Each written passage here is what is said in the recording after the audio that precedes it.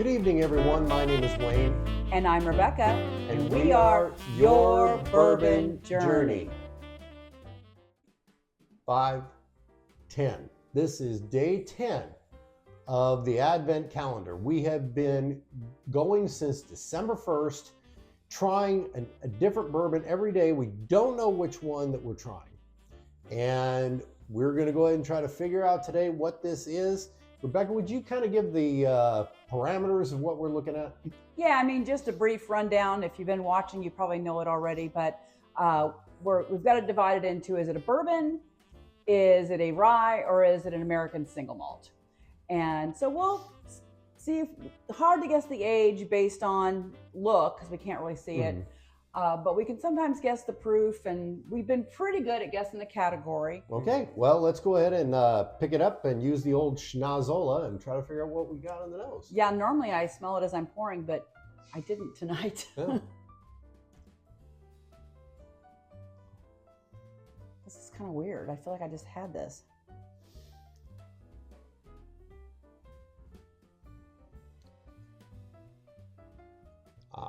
I feel like I'm getting like a wine in it, like a grape. And I feel like I'm getting chocolate, which is really weird because we just had chocolate recently. But it's got some spice on it that we didn't have the other day in our... There is a lot going on. Yeah, it's pretty complex for a nose because there's definitely some spices, some sweet notes. I'm still sticking with a grape.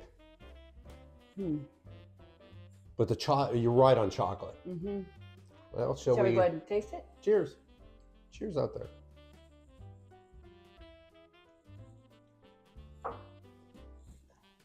Oh. Chocolate. Chocolate. And coffee. Are you getting the coffee notes? I am. And I'm really wondering about this. So I'm still getting the chocolate, but I'm also getting coffee. I am too. And the grape's gone. I think I know what this is. I mean, it is. It tastes like an after dinner coffee. You know, like you have a really nice meal and you want to have a coffee that's a little special, you know, kind of dolled up a bit. I know you're more of the black coffee guy, but I might want one a little dolled up after dinner. This tastes like something I'd want after dinner. I'm not going to beat around the bush. I think this is single malt. Oh, we're going a different way. I think it's a single malt. You think it's, because we have one American single malt left, which would have coffee notes to it. Yes. And that single malt normally has two things when I have it. It has chocolate and it has coffee. I'm still surprised I picked up grape initially. Yeah. Well, so you're guessing single malt. I'm going for another thing that we have in the sample. That's a different category. All right. I'm going for a rye. This could be really tough. Interesting. Because, boy. Can we talk about, let's go ahead and take another sip. So right. we've made our initial guesses. I'm going to sip of water. He's thinking American single malt, which I was kind of leaning that way too. And then I started thinking I'm getting some other notes that maybe it's a rye. But let's test it for the finish.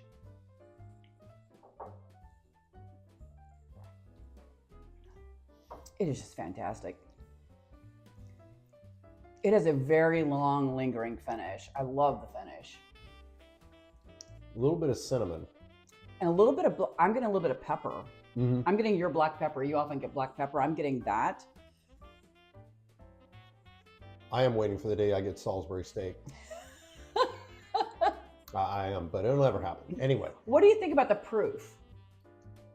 I think it's about 100. Well, I don't think it's and high. we were kind of laughing last night because it seems like everything we've been picking is around 100, 110.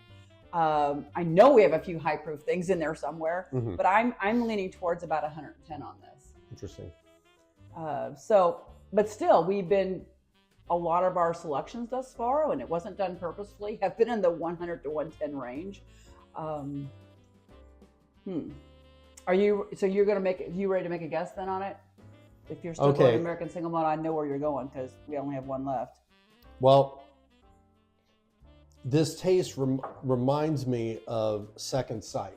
Oh yeah, it really does. And their single malt, which I find it's my favorite single malt that I've had. And I really like it. If it's not it, I am really curious because well, then whatever let me it is, make my guess then. Okay. Because I agree with him. It could easily be that. So this is going to be a coin flip probably. Okay. I'm leaning toward a very special rye in my book, and one of the few ryes I've gotten multiple bottles of. I don't know. Hard Truth chocolate malt rye.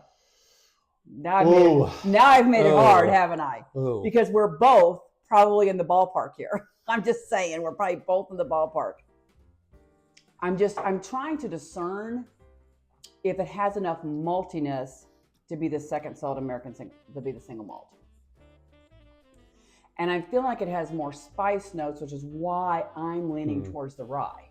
But it is a tough call. And we love both of them so much. I will say this though, if memory serves me, I think the Hard Truth rye is in the 110, 115 range, and I'm almost positive that the Second Sight single malt is 96 proof. So it is. You're leaning towards 100 proof. I'm leaning towards 110. You're leaning towards the single malt. I'm leaning towards the rye. I mean, it is like, should we just look it up? Because it's driving me crazy. Okay, I'm gonna change. I think you're right. Really? Only because the one thing you mentioned, and I'm kind of tasting it now a little bit. The single malt that we have the Second Sight does not have the spice part, the pepperiness at all. But it's very malty. It's very malty, and like I said, it's really two solid lanes. Other people might pick up more, but those are the two things I get. This is really close to it, and the only thing that we have that's really honestly in that ballpark is the Hard Truth. Well, except for the new riff, which we've already selected. True. But the interesting thing is both of them are made with the dark barley, which leads to those chocolate notes. So both the single malt and the Hard Truth chocolate malt rye are both made with the same barley. It's just that the one would be all barley, right? Well, let's go ahead and you might as well look it up and show once again that you're right. Or Jay, this one was tough. I thought that, and whatever it is, I'm loving what's in that glass. Oh, it's really good. So whatever it is, it's a great thing. Oh, Jay, it is a rye. It's 2 years old. Yeah, you're right. And I thought it was a little bit going to be a bit higher proof. So this one's 109.6. Okay. So we paid $89.99 for this. That sounds about right. Yeah. And it is the Hard Truth chocolate malt rye. Yeah. There you go. That doesn't surprise me. And it is just, and to share a fun story, it seems like every time we take a drink, we have a fun story, because what would drinking be without a fun story? That's what it's about, sharing, right? Yes.